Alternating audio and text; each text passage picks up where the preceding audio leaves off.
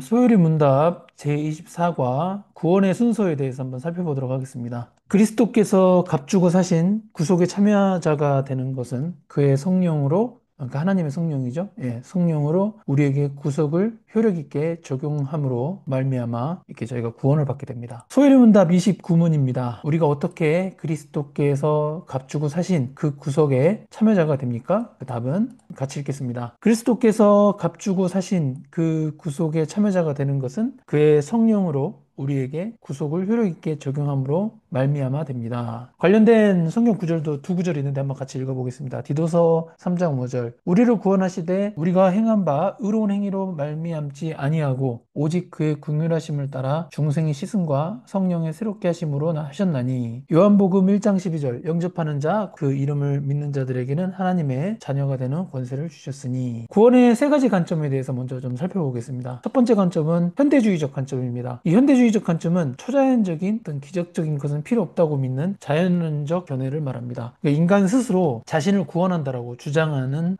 잘못된 구원에 대한 관점이죠. 네, 지금 잘못된 관점을 먼저 말씀드립니다. 알마니안주의에 대해서 말씀드리겠습니다. 알마니안주의는 구원이 하나님과 사람에게 똑같이 의존된다고 가르칩니다. 그러니까 하나님이 구원시킨다라는 개념도 있고 사람의 영역에서도 할 부분이 있다는 것이죠. 그래서 성령의 역사 전에 인간의 활동이 먼저 있어야 한다고 봅니다. 이것도 저희 개혁주의에서는 잘못된 관점으로 보고 있습니다. 저희 개혁주의 관점, 칼빈주의는 다음과 같습니다. 구원의 철저한 초자연적 역사를 가르칩니다. 그러니까 인간의 구원은 오직 하나님께 달려있다. 네, 그 인간이 겉보기에 인간이 뭔가 구원받기 위해서 하는 활동조차도 하나님이 먼저 역사해 주셔야 된다는 관점인 거죠. 그래서 죄인의 구원은 오로지 하나님께만 달려있다라는 주장이 이제 개혁주의이고 저희 장로교가 따르는 구원의 관점입니다. 개혁주의는 만물이 주에게서 나오고 주로 말미암고 주에게 돌아감이라. 그러니까 영광이 그에게 세세 있으리로다. 이 말씀에 기초하여서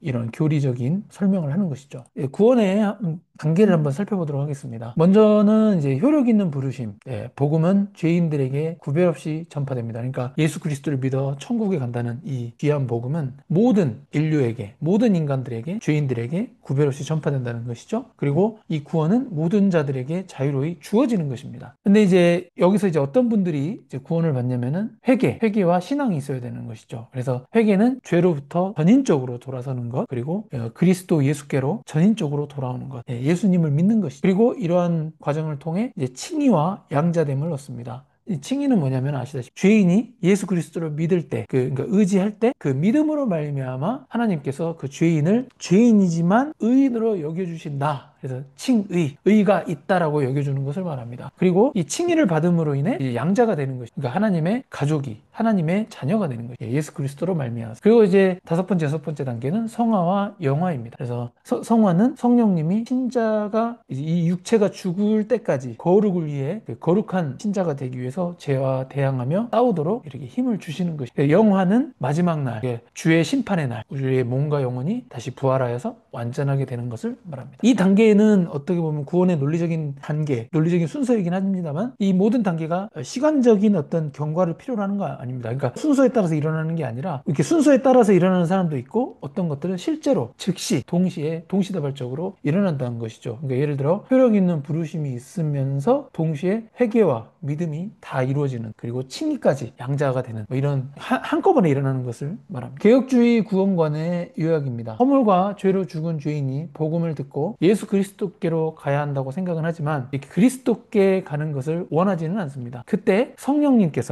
하나님께서 하나님의 그 뜻대로, 임의대로 죄인의 마음에 들어가시고 그를 중생시킵니다. 그러니까 우리 인간이 보기에는 마치 인간이 예수 그리스도를 믿는 것처럼 보여지는 모양이 나오는 거죠. 예, 그러나 그것도 하나님이 성령 하나님이 역사하신 것이라고 보는 거죠. 그리고 그 순간에, 그러니까 성령님께서 그렇게 역사하시면은 그 성령님이 역사하시는 순간 죄인은 죄를 미워하기 시작하고 예수 그리스도를 원하게 됩니다. 그러니까 원래 본인의 죄된 상태에서는 그리스도에게 가는 걸 원치 않는데 성령님이 역사해버리니까 이제 예수 그리스도를 원하게 되는 것이죠. 그리고 그는 성령님의 도우심으로 회개하고 예수 그리스도를 믿게 됩니다. 그러면 즉시 칭의, 그러니까 의롭게 여김을 받고 하나님의 자녀로 양자가 되는 것입니다. 이후로는 그는 예수 그리스도를 굳게 붙잡고 그분을 위하여 그리고 예수 그리스도와 함께 살려고 고군분투하며 노력하게 됩니다. 마지막 심판날에 그는 죽음에서 일어나 부활하여 이 몸과 영혼 모두가 예수 그리스도, 부활된 예수 그리스도와 같이 되는 것입니다. 우리를 구원하시되 우리가 행한 바 의로운 행위로 말미암지 아니하고 오직 그의 긍휼하심을 따라 중생의 씻음과 성령의 새롭게 하심으로 하셨나니. 예, 디도서 3장 5절이죠. 그러니까 우리의 행위가 아니라 겉보기에는